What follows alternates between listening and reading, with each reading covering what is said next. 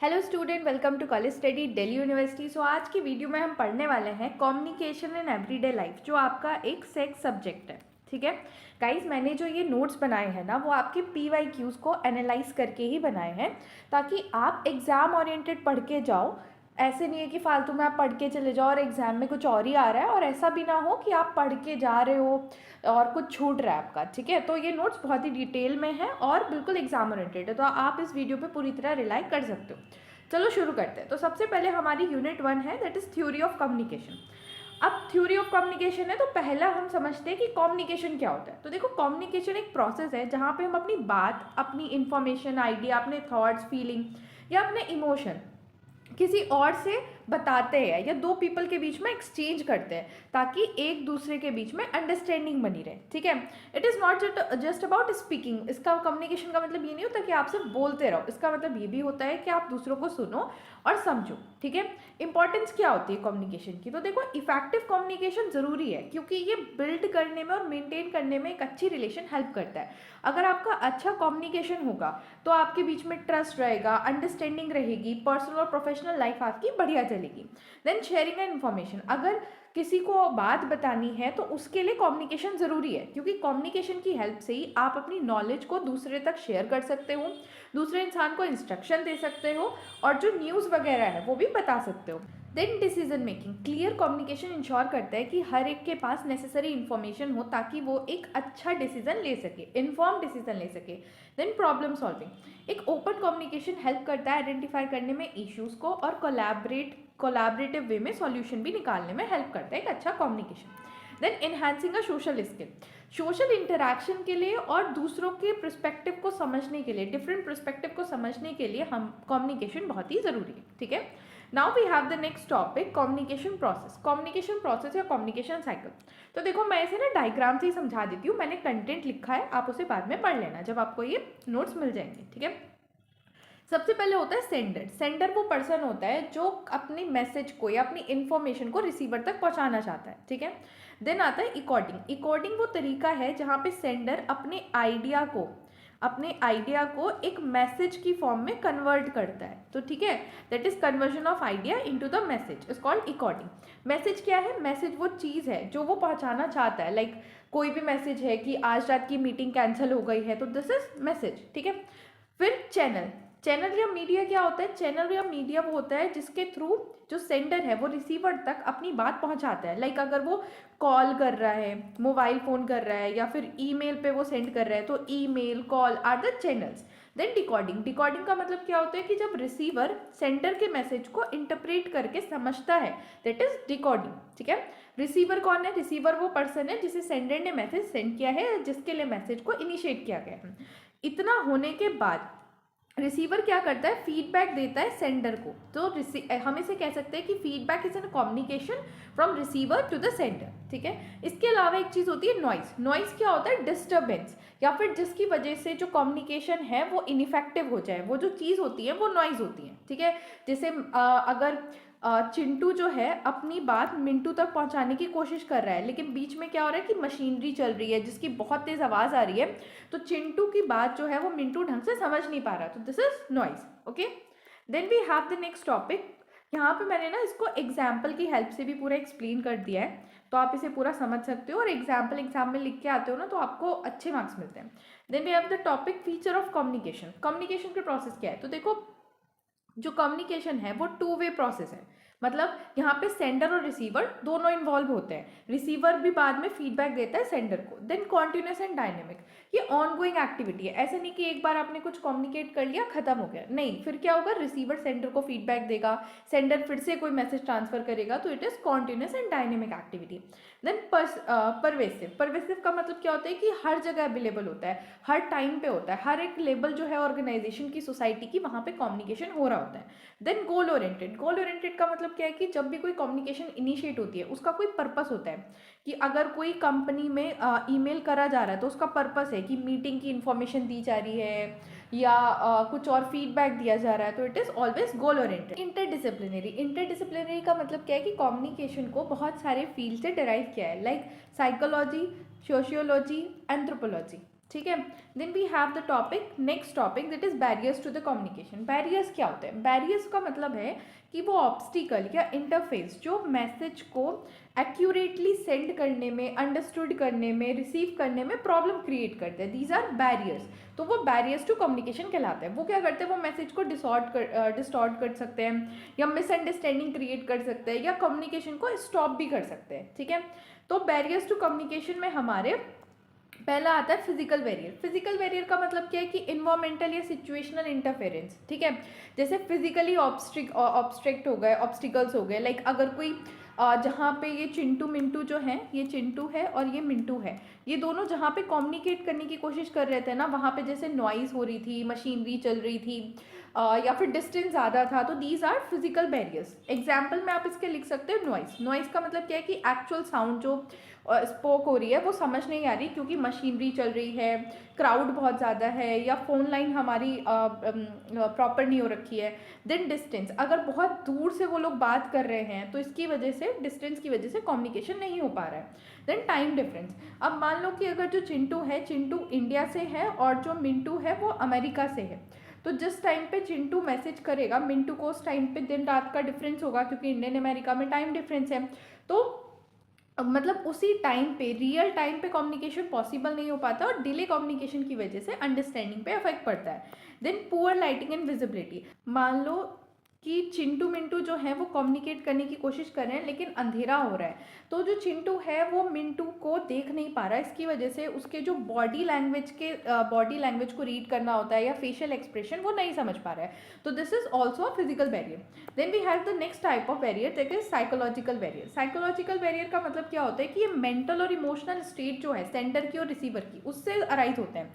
जैसे इंडिविजुअल अपना खुद का परसेप्शन बना लेता है, या उसके एटीट्यूड, बिलीफ, फीलिंग्स की वजह से जब प्रॉपर अंडरस्टैंडिंग नहीं हो पाती मैसेज की, या फिर डिकोडिंग में प्रॉब्लम होती है मैसेज की, तो दैट इज साइकोलॉजिकल बैरियर। अब इसके एग्जाम्पल क्या है? Lack of attention. Lack of attention का मतलब क्या है कि इसे ये समझ लो कि एक बच्चा है, वो क्लास में बैठा है, तो वो टीचर के सुनने की जगह दिन में ना कुछ सपने देख रहा है, तो that is lack of attention, क्योंकि उसका ध्यान ही नहीं है, फोकस कहीं और है, ठीक है।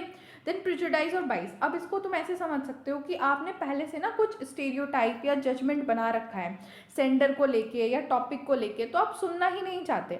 मान लो आप किसी पर्सन को बिल्कुल पसंद नहीं करते हो, तो उसका जैसा आइडिया उसने दिया कि मान लो आपको कोई प्रॉब्लम थी और आपको कोई सॉल्यूशन दिया, तो आप उसको पसंद नहीं करते, तो उसने आपने उसके सॉल्यूशन को तभी रिजेक्ट कर दिया कि भाई छोड़ो, ये सॉल्यूशन खराब है, आपने सुना भी नहीं। Then emotional state. Emotional state का मतलब क्या है कि आपको कोई स्ट्रॉन्ग इमोशन में हुआ, आपको गुस्सा आ रहा है, डर लग रहा है, एंजाइटी, या बहुत एक्सट्रीम हैप्पीनेस है, तो इसकी वजह से आपने रैशनली कोई चीज़ सोची ही नहीं, या ऑब्जेक्टिवली कुछ चीज़ सुनी ही नहीं। जैसे आप बहुत ज़्यादा गुस्से में थे, इस वजह से आपने किसी को सुने बगैर उस पर चिल्ला दिया।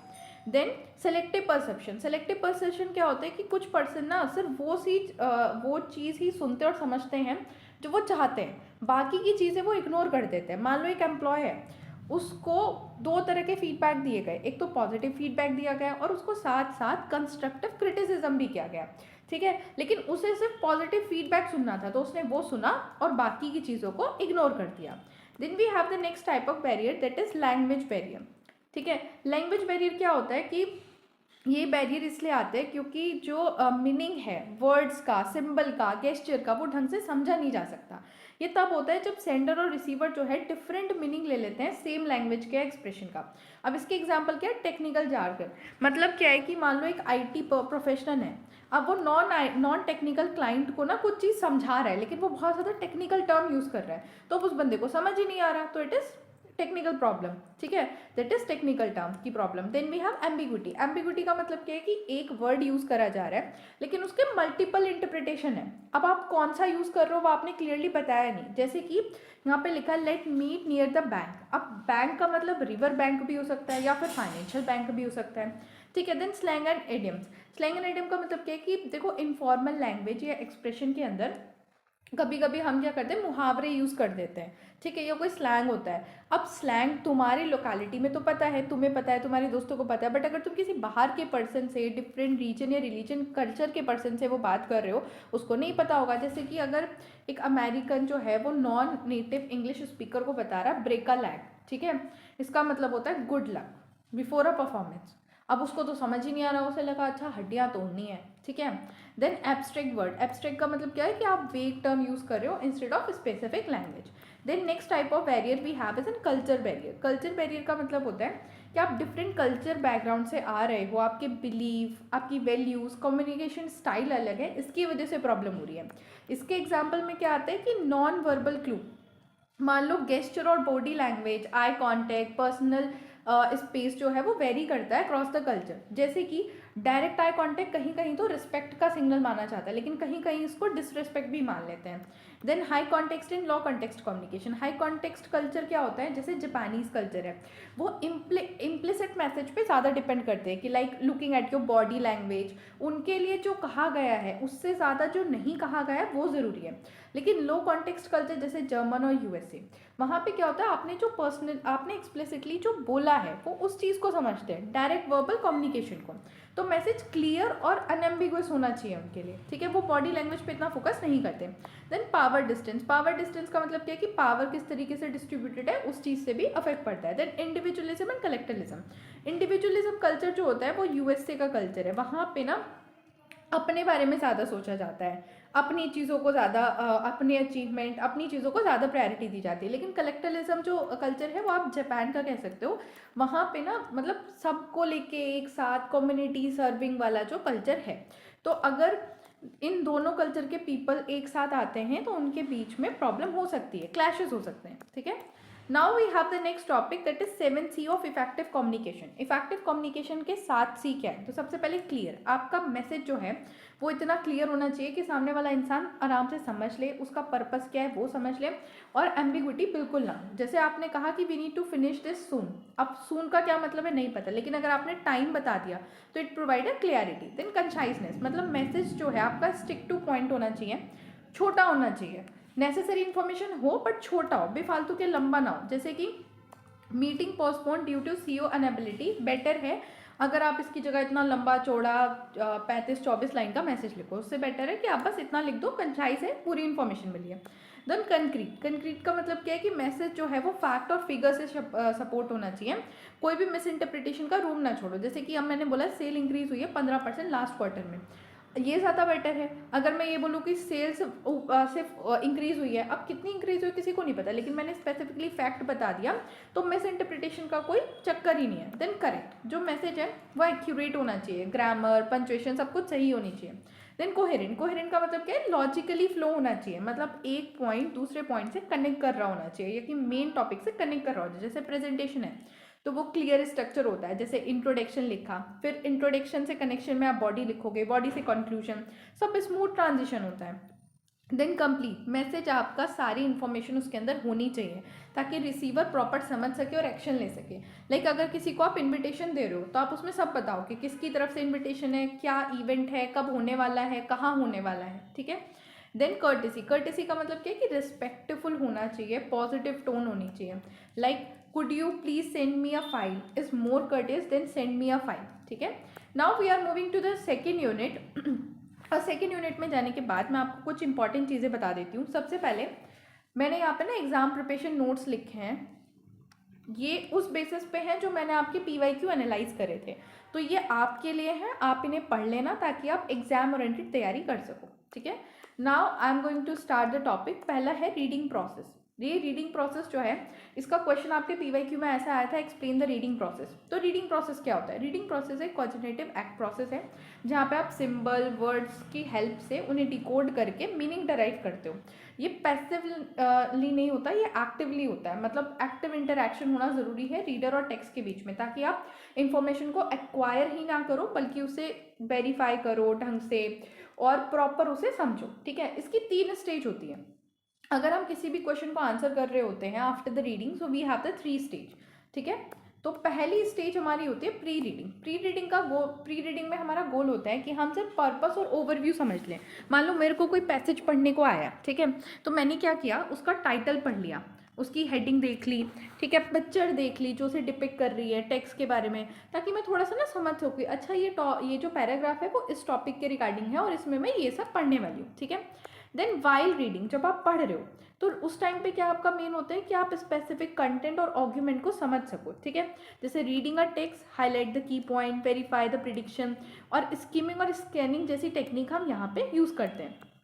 Then we have post reading. Post reading का मतलब क्या होता है कि आप इन्फॉर्मेशन को रिटेन करके टेक्स्ट को एनालाइज कर रहे हो, आप समराइज कर रहे हो, आंसर दे रहे हो क्वेश्चंस का, या ऑथर्स के व्यू को क्रिटिक कर रहे हो, मतलब ऑथर के व्यू को समझ रहे हो कि भाई सारी चीज़ें ऐसे ऐसे थी कि वो थी, अच्छा ऐसा हुआ, ऐसा भी तो हो सकता था, वो चीज़। और यहाँ पे जैसे आप समरी लिखते हो ना पैसेज की, टाइटल वगैरह उसे देते हो, तो वो आपका पोस्ट रीडिंग में आता है। Now we have the next topic, type of reading skill. तो देखो यहाँ पे पहला है स्किमिंग। स्किमिंग का मतलब क्या होता है कि आप जनरल ओवरव्यू ले रहे हो, ठीक है। जैसे आप न्यूज़पेपर की हेडलाइन आपने पढ़ ली, फर्स्ट पैराग्राफ पढ़ लिया किसी भी एस्से का, ये देखने के लिए कि क्या वो इंटरेस्टिंग है या नहीं। कोई आपने बुक खरीद के लेके आए, ठीक है, आपने बुक का ना ओवरव्यू पढ़ लिया स्टार्टिंग में, जो उसकी समरी थी कि अच्छा इस बुक में क्या क्या होने वाला है, ये देखने के लिए कि क्या ये इंटरेस्टिंग है या नहीं, ठीक है। Then scanning. स्कैनिंग स्ट्रैटेजी तब यूज़ होती है जब आपको स्पेसिफिक फैक्ट या इन्फॉर्मेशन फाइंड करने की कोशिश कर रहे होते हो और बाकी की चीज़ों को आप इग्नोर कर देते हो। लाइक मैं अगर एक पैराग्राफ आया इंडियन फिलॉसफी को लेके मेरे एग्जाम में, और मैं उसमें 3 कैरेक्टरिस्टिक ढूंढ रही हूँ इंडियन फिलॉसफी की, तो मैं बस उस चीज़ पर ध्यान रखूंगी, बाकी की चीज़ों को मैं इग्नोर कर दूंगी। That is scanning. Then we have close reading. Close reading में क्या होता है कि आप स्लोली, केयरफुली, बड़े आराम से एनालाइज करके डीप मीनिंग, स्टाइल और टेक्स्ट को समझते हो। That is slow reading. यहाँ पे आप हर एक लाइन को स्पेसिफिकली एनालाइज करते हो, ठीक है। अब ये मैंने एग्जाम्पल्स लिए हैं and these are for you to read. जब आपको ये PDF मिलेगी आप इसको पढ़ लेना, ठीक है। ओके, सो यहाँ से इंपॉर्टेंट चीज़ें शुरू होती हैं। अपना ध्यान प्रॉपर, अब अगर PDF पे नहीं भी था, सिर्फ सुन रहे थे, तो अब लेके आओ, ठीक है। तो देखो मैंने आपका जो PYQs हैं वो एनालाइज किए हैं, और उससे मेरे को पता चला है कि आपके एग्जाम में एक प्रैक्टिकल एप्लीकेशन आएगा 20 मार्क्स का, रीडिंग कॉम्प्रीहेंशन, ठीक है, जो PYQs में आया है। तो उस रीडिंग कॉम्प्रीहेंशन को आपको कैसे डील करना है वो मैं आपको इसमें समझाने वाली हूँ। कोई भी अनसीन पैसेज आ जाएगा और उसको फिर आपको लिखना है, तो स्ट्रैटेजी क्या होगी उसके आंसर की वो देखो। सबसे पहले आपको क्वेश्चन पढ़ना है। आंसर पढ़ने से पैसेज पढ़ने से पहले क्वेश्चन पे जाओ, ताकि तुम्हें ये पता चले कि तुम्हें पैसेज में ढूंढना क्या है, ठीक है।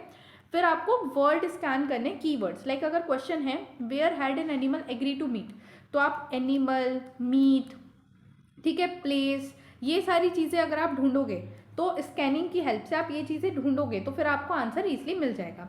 Then skim for context. अगर आपको बस स्टार्टिंग में, फिर अगर जैसे आपको एक कीवर्ड मिल गए, उसके बाद आपको क्या करना है, आसपास के सेंटेंस को पढ़ना है कीवर्ड के, ताकि आपको कॉन्टेक्स्ट मिल सके और आप आंसर्स को लिख सको। फिर क्लोज रीडिंग करनी है ताकि आप आंसर्स लिखो, ठीक है। कॉपी पेस्ट मत करना आंसर्स को अननेसेसरी, मतलब अगर जब तक ज़रूरी ना हो बहुत ज़्यादा कि फैक्ट ही लिखना है तो वो कॉपी पेस्ट कर लो। बट अगर कोई भी सेंटेंस लिखा है, अगर वो डायरेक्ट स्पीच में लिखा है तो उसको चाहे इनडायरेक्ट स्पीच में बना के लिख देना, बट कॉपी पेस्ट मत करना, क्योंकि तुम ग्रेजुएशन के स्टूडेंट्स हो, ठीक है, कॉलेज स्टूडेंट हो, अंडर ग्रेड के स्टूडेंट हो, आपको 4th 5th वाले ये हरकतें नहीं करनी, ओके। देन फिर क्वेश्चन ना जो आपका पैसेज आएगा उसके अंदर आपको समरी राइटिंग या टाइटल का भी क्वेश्चन आता है, ठीक है। ऑलमोस्ट एवरी PYQ में मैंने ये देखा है। तो आपको समरी कैसे लिखनी है वो देखो। जो भी आपका टोटल टेक्स्ट की लेंथ होगी, जो भी आपका पैराग्राफ आएगा उसकी जो लेंथ होगी उसका 1/3 आपका ओरिजिनल समरी होनी चाहिए, ठीक है। देन उसके अंदर कंटेंट क्या करना है, तो देखो समरी के अंदर ना सिर्फ आपको मेन आइडिया लेना होता है, जो एग्जाम्पल, इलिस्ट्रेशन या रिपीटेशन होती है ना उनको हटा देना होता है। लैंग्वेज आपको अपने शब्दों में लिखनी है, कॉपी पेस्ट नहीं करना डायरेक्टली पैसेज से। स्ट्रक्चर का ध्यान रखना कि लॉजिकल फ्लो हो, एक सिंगल पैराग्राफ होगा, 2-3 पैराग्राफ नहीं होते समरी के, ठीक है। यहाँ पे मैंने पूरा एग्जाम्पल लेके भी समझाया समरी का, आप इसको एक बार रीड कर लेना, आपको समझ हो जाएगा। देन एक टाइटल प्रोवाइड करने का भी क्वेश्चन उसमें आता है। तो टाइटल कैसे प्रोवाइड करना है आपको, जब अगर टाइटल प्रोवाइड करने का क्वेश्चन आ गया आपका पैराग्राफ में, तो कैसे प्रोवाइड करना है। सबसे पहले मेन आइडिया जो होता है ना वो आपका एक्सप्रेस होना चाहिए टाइटल के अंदर, कैची होना चाहिए। जैसे कि अगर ऊपर का ये पैराग्राफ है तो उसके अंदर आप टाइटल दे सकते हो essence of Indian philosophy, a way of life. अब ये याद रखना कि टाइटल कोई एक ही करेक्ट नहीं होता। जब तक आपका टाइटल आपकी टोन को, आपके पैसेज के आइडिया को एक्सप्रेस कर रहा है ना, तब तक आपका टाइटल सही है, कोई दिक्कत नहीं। बट बहुत बड़ा टाइटल मत लिख कर आना, क्योंकि तुम्हें भी पता है कि टाइटल थोड़ा छोटा होता है, लंबा नहीं होता, ठीक है। Now I am going to start the unit 3 writing skill. अब राइटिंग स्किल के अंदर मैंने ये देखा है कि आपके जो थियोरटिकल क्वेश्चन है, लाइक ऐसा पूछा हो कि नोट मेकिंग क्या होती है, ये तो कम ही आए हैं। बल्कि ऐसा पूछा गया है कि पूरा एक पैसेज दे दिया या कुछ दे दिया और बोला है कि नोट मेकिंग इसका बना के दिखाओ, या फिर लेटर, ये नहीं पूछा कि लेटर क्या होता है, बल्कि लेटर लिखने को आता है। तो मैंने आपको वैसे थ्योरी भी इसमें मैं आपको आगे पढ़ाने वाली हूँ कि पैराग्राफ राइटिंग क्या होती है, ये सब क्या होता है। और फिर उसका जो मेन मेरा फोकस रहेगा वो यही रहेगा कि आपका प्रैक्टिकल क्वेश्चन आप सॉल्व कर सको। ठीक है, तो चलो शुरू करते हैं। देखो, पैराग्राफ राइटिंग एक सेल्फ कंटेंट यूनिट है जिसमें आप डिटेल में लिखते हो पर्टिकुलर पॉइंट या आइडिया के बारे में। इसके अंदर टॉपिक सेंटेंस, सपोर्टिंग सेंटेंस और कंक्लूडिंग सेंटेंस होते हैं। ठीक है, इसके एलिमेंट क्या है? Topic sentence. टॉपिक सेंटेंस मतलब मेन आइडिया जो होता है पैराग्राफ का, जिससे ये बिगिन होता है। सपोर्टिंग सेंटेंस वो जो टॉपिक को इलैबोरेट करते हैं, एक्सप्लेन करते हैं, एविडेंस प्रोवाइड करते हैं टॉपिक की। देन यूनिटी, मतलब जितने भी सेंटेंस हैं वो मेन आइडिया से रिलेट होने चाहिए। देन कोहेरेंस, कोहेरेंस मतलब लॉजिकली फ्लो होना चाहिए सब कुछ। देन कंक्लूडिंग सेंटेंस, आप लिख सकते हो like a summarise point, but जरूरी नहीं है। ठीक है, इसका एग्जाम्पल मैंने यहाँ पे आपको प्रोवाइड किया है। Then we have the note making. Note making में क्या होता है, तुम एग्जाम के लिए नोट बनाते हो ना, अपने एग्जाम के लिए जब अगर नोट बना रहे हो तो that is called note making. Simple, note making is systematic way of recording की इन्फॉर्मेशन। टेक्स्ट से आप की इन्फॉर्मेशन निकालते हो और उसे कंसाइज, ऑर्गेनाइज और ईजिली याद करने वाले वे में लिखते हो ताकि आप इजिली उसे रिटेन कर सको। अब इसका पर्पस क्या होता है कि आप समराइज कर सको और हाईलाइट कर सको मेन पॉइंट को और स्ट्रक्चरली उसको लिख सको। अब इसकी टेक्निक क्या होती है? सबसे पहले आप जितनी भी चीज़ें ना उन्हें शॉर्ट फॉर्म में लिखते हो, लाइक की वर्ड्स और फ्रेजेस को शॉर्ट फॉर्म में लिखते हो, फुल सेंटेंस आप नहीं लिखते। सब हेडिंग और हेडिंग में इसको डिवाइड करते हो ताकि ऑर्गेनाइज रह सके। देन एब्रीवेशन और सिंबल, इट्स वेरी इंपॉर्टेंट कि आप जब अपने नोट्स लिखते हो ना, तो अगर वहाँ पे एक वर्ड है गवर्नमेंट, तो आप गवर्नमेंट को बार बार नहीं लिखोगे, आप GOVT इस तरीके से इसको शॉर्ट फॉर्म में लिख दोगे। एंड है तो एंड को आप इस तरीके से सिंबल में लिख दोगे, तो आप इस एब्रीवेशन और सिंबल का यूज़ करते हो। देन इंडेंटेशन, इंडेंटेशन का मतलब क्या है कि देखो, जैसे अगर आप कोई मेन टॉपिक लिख रहे हो तो आप उसको यहाँ पे लिखोगे, फिर उसके अंदर कोई सब टॉपिक है तो उसको थोड़ा और अंदर से करके यहाँ सब टॉपिक लिखोगे। अब अगर इस सब टॉपिक के अंदर कोई सब टॉपिक है तो उसे और अंदर से करोगे, दिस इज कॉल्ड इंडेंटेशन। ठीक है, अब यहाँ पे ना मैंने एग्जाम्पल लिया और बहुत ही सही एग्जाम्पल है। यूनिट 1 मैंने अभी आपको पढ़ाई है, वहाँ पे एक टॉपिक था बैरियर टू कम्युनिकेशन। अगर मैं कहूँ कि उसी का आपको नोट मेकिंग करना है तो आप कैसे करोगे? तो सबसे पहले तो आपका टाइटल आ गया बैरियर कम्युनिकेशन, फिर आपका फिजिकल बैरियर, उसके अंदर क्या क्या था वो आपने लिख दिया। ठीक है, शॉर्ट फॉर्म में। हाँ देखो, सिंबल्स यूज़ करके इन्वायरमेंट के लिए और इन सब का। वैसे आपने साइकोलॉजिकल बैरियर बाहर लिखा, फिर उसके अंदर क्या क्या पॉइंट थे वो लिख दिया। एग्जाम्पल, सब में एक एक एग्जाम्पल आपने लिख दिया। लास्ट में आपने जो भी एब्रीवेशन यूज़ करी है उसकी पूरी लिस्ट आपने प्रोवाइड कर दी। तो अगर आपको आता है किसी कोई पैसेज आ गया और उसको बोल दिया कि इसको ना नोट मेकिंग कर दो इसकी, तो आपको इस तरीके से करके आना पड़ेगा। ठीक है, now I am going to start the next topic, that is letter writing. Letter क्या होता है? खत लिखना। तो आपके खत के अंदर ये सारे प्रिंसिपल जो हैं कम्युनिकेशन के वो होने चाहिए, जो 7 C's मैंने पढ़ाए हैं। ठीक है, अब लेटर ना एक तो फॉर्मल होता है जो आपके एग्जाम में मोस्टली टाइम आता है, फॉर्मल लेटर ही आता है एग्जाम में, बट इनफॉर्मल भी पढ़ के जाओ, आ सकता है, सिलेबस में तो है। ठीक है, तो फॉर्मल क्या होता है? ऑफिशियल कम्युनिकेशन के लिए यूज़ किया जाता है, जैसे कंप्लेंट, एप्लीकेशन, इंक्वायरी, बिजनेस करिस्पॉन्डेंट। इसका फॉर्मेट क्या होता है कि सबसे पहले आप सेंडर लिखते हो, मतलब अपना एड्रेस, जो भेज रहा है उसका एड्रेस, फिर डेट लिखते हो, रिसीवर जिसको भेजा जा रहा है, ठीक है, जैसे एडिटर, मैनेजर, फिर सब्जेक्ट किस लिए भेजा जा रहा है, पर्पस बताते हो, फिर सैल्यूटेशन लिखते हो, सर, मैडम, रिस्पेक्टेड, जो भी। उसके बाद आप बॉडी लिखते हो, बॉडी के अंदर जो पहला पैराग्राफ होता है उसके अंदर आप पर्पस लिखते हो, किस लिए लेटर लिख रहे हो।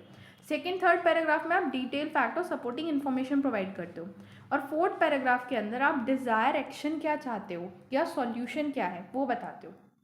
ठीक है, लास्ट में आप your faithfully, your sincerely, complimentary closure देते हो, अपना सिग्नेचर और डेजिनेशन अगर ज़रूरत है तो लिख दो, वरना छोड़ो। ठीक है, टोन आपकी इसकी ऑब्जेक्टिव, फॉर्मल और पोलाइट होनी चाहिए। आपके PYQ में एक एग्जाम्पल, PYQ से मैंने एग्जाम्पल उठाया है, write a letter to municipal commissioner reporting the poor sanitary condition in your area. ठीक है, तो इस तरीके से क्वेश्चन आपके PYQ में आए हैं। अब आपको इसके ऊपर पूरा लेटर लिखना है। Then we have the informal letter. तो इनफॉर्मल लेटर जो है वो पर्सनल कम्युनिकेशन के लिए यूज़ होता है, like to the friend, family. इसकी टोन जो है वो इनफॉर्मल होती है। ठीक है, और इसका फॉर्मेट भी थोड़ा अलग होता है। इसके फॉर्मेट में क्या होता है कि आप सेंडर का एड्रेस, डेट, सैल्यूटेशन और बस फिर बॉडी, कॉम्प्लीमेंट, क्लॉजर और सिग्नेचर होता है। सैल्यूटेशन में भी आप जहाँ पे वहाँ रिस्पेक्टेड वगैरह लिख रहे थे, यहाँ पे आप डियर लिखते हो। और बॉडी में कैजुअल होती है, कॉन्वर्सेशनल टोल होती है, मल्टीपल पैराग्राफ आप लिख सकते हो अपने हिसाब से, ठीक है।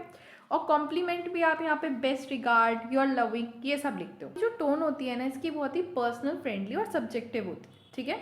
Then we have the next topic that is memo या मेमोरेंडम। मैमो क्या होता है? जब देखो विद इन ऑर्गेनाइजेशन आपको कोई कम्युनिकेशन करनी होती है ना, तो आप मैमो या मेमोरेंडम का यूज़ करते हो। मान लो किसी को बताना है कि जो मीटिंग जो है वो कैंसिल हो गई है, अगर आपको ये बात बतानी है तो आप क्या है, मेमोरेंडम का यूज़ कर लोगे। तो मैमो एक ब्रीफ इनफॉर्मल रिटन मैसेज होता है जो इंटरनल कम्युनिकेशन के लिए यूज़ किया जाता है। इसका एम होता है इन्फॉर्म करना, इंस्ट्रक्ट करना या अपने कलीग को परसुएट करना स्पेसिफिक इंटरनल मैटर में। अब इसको लिखा कैसे जाता है? तो सबसे पहले तो टू आता है। टू के अंदर कौन आता है? जो पर्सन भेज रहा है, ठीक है। जो टू आता है। टू के अंदर वो होता है जिसको आप भेज रहे हो, जिस डिपार्टमेंट को आप भेज रहे हो। फिर फ्रॉम मतलब वो सेंडर डिपार्टमेंट जो भेज रहा है। डेट, क्या डेट है भाई, ठीक है। देन सब्जेक्ट आपका क्लियर कंसाइज होना चाहिए। और फिर बॉडी आती है और इसमें डायरेक्ट पॉइंट आते हैं। यूजुअली एक या दो पैराग्राफ होते हैं। कोई सैल्यूटेशन नहीं होती, कोई कॉम्प्लीमेंट्री क्लोजर नहीं होती। इसकी टोन बहुत ही प्रोफेशनल होती है, डायरेक्ट होती है और एक इंस्ट्रक्शनल मैनर में होती है, ठीक है। इसका एग्जाम्पल मैंने यहाँ पे लिया है, जैसे कि ये एग्जाम्पल चलिए आप पढ़ लीजिएगा। पूरा एग्जाम्पल मैंने समझाया है ताकि आप एग्जाम में आए तो आप लिख सको, ठीक है। Then next topic we have the report writing. तो देखो रिपोर्ट राइटिंग में क्या होता है? रिपोर्ट एक फैक्चुअल, ऑब्जेक्टिव, ऑर्गेनाइज डॉक्यूमेंट होता है जो इन्फॉर्मेशन को प्रोवाइड करता है स्पेसिफिक सब्जेक्ट, इवेंट या इन्वेस्टिगेशन पे। फैक्चुअल का मतलब क्या होता है कि इसके अंदर जो है फैक्ट्स होते हैं कि क्या हुआ है क्या नहीं हुआ है।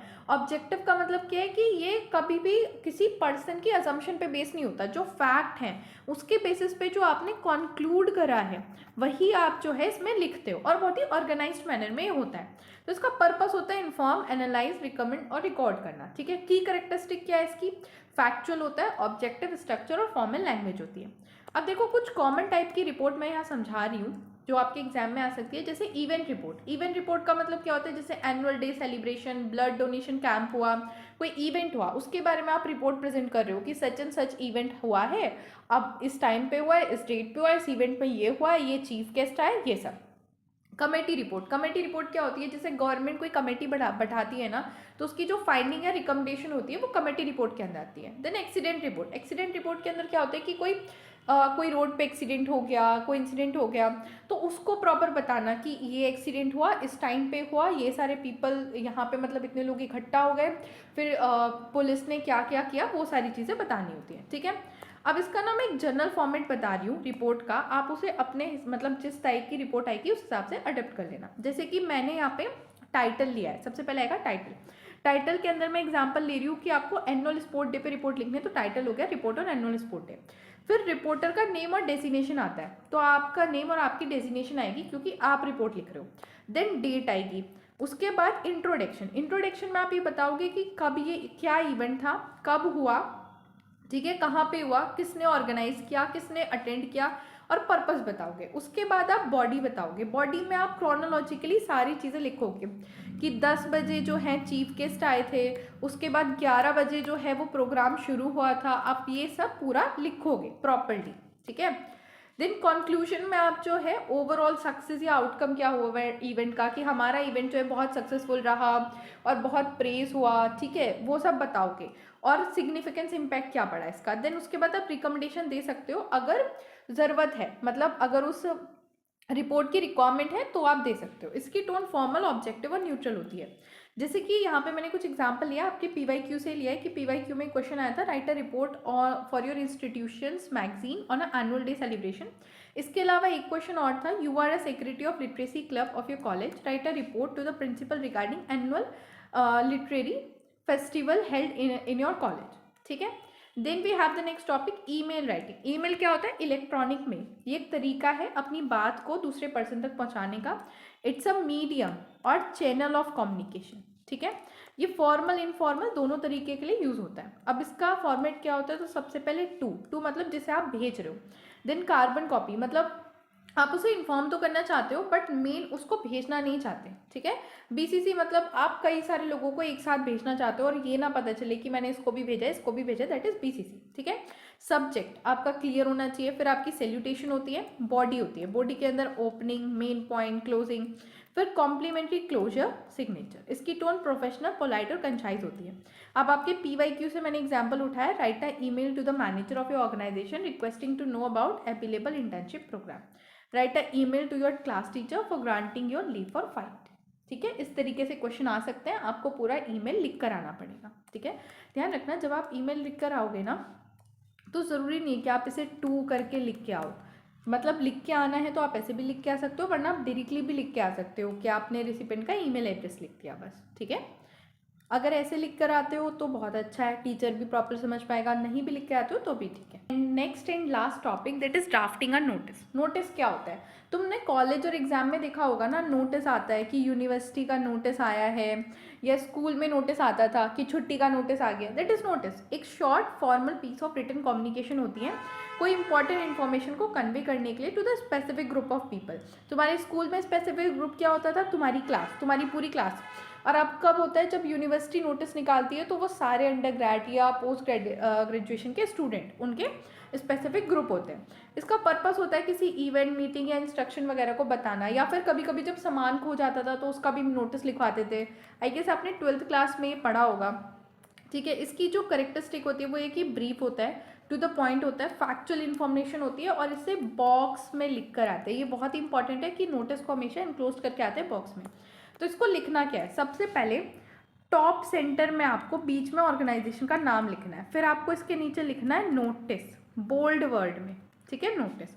उसके बाद इस साइड आपको डेट डालनी है, जैसे कोई भी डेट है, आपका पेपर कब है 19 को, तो आप लिखोगे 19 दिसंबर, ठीक है, 2025। उसके बाद आप सब्जेक्ट और हेडिंग डालोगे क्लियर शब्दों में कि क्यों आप नोटिस लिख रहे हो। फिर आपकी प्रॉपर बॉडी आएगी जिसमें आप सारी चीज़ें बताओगे, लास्ट में सिग्नेचर, डेजिनेशन, और फिर उसे बॉक्स में लिखोगे। और इट इज़ मैंडेटरी, इसलिए मैंने अलग से इसे मैंडेटरी भी लिखा है, क्योंकि अगर बॉक्स में नहीं लिखा तो वो नोटिस नहीं होगा।